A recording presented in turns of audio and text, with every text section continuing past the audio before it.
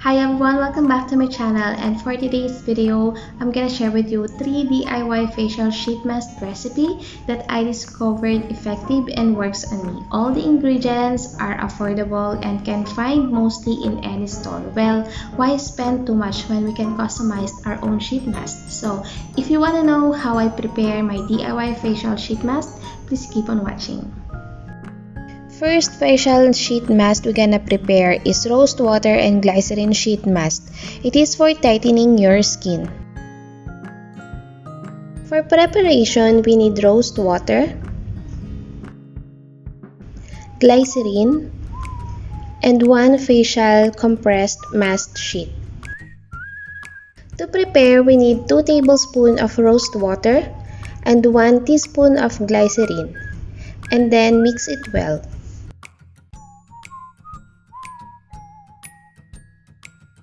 Soak the compressed mask sheet in the solution. Leave it for 2 to 3 minutes so that the solution will be fully absorbed by the compressed mask sheet, and then place the mask on your face. Leave it for 15 to 20 minutes. Take it off and wash your face.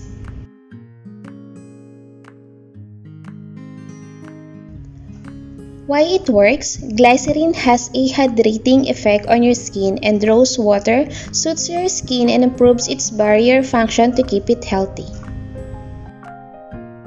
Next is green tea sheet mask. It is for detoxifying your skin, and it is also good for acne-prone skin. For ingredients, we need lemon, 1 compressed sheet mask, 1 sachet of green tea, and we also required water. For preparation, pour hot water in a cup, steep the green tea bags in it for 15 to 20 minutes, and then let the water cool down.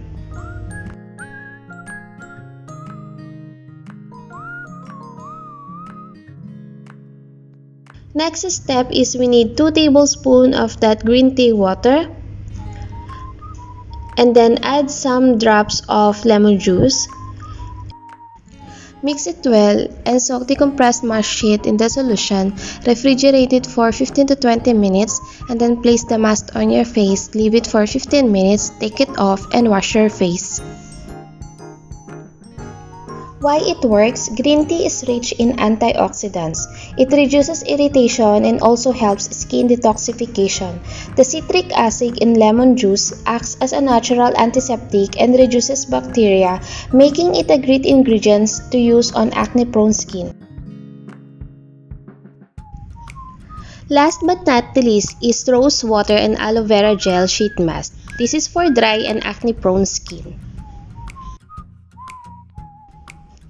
For ingredients, we need rose water, aloe vera gel, and 1 compressed facial mask sheet. To prepare, we need 2 tablespoons of rose water, 1 teaspoon of aloe vera gel. Mix it well, and then soak the compressed mask sheet in the solution. Leave it for 2 to 3 minutes, and then place the mask on your face.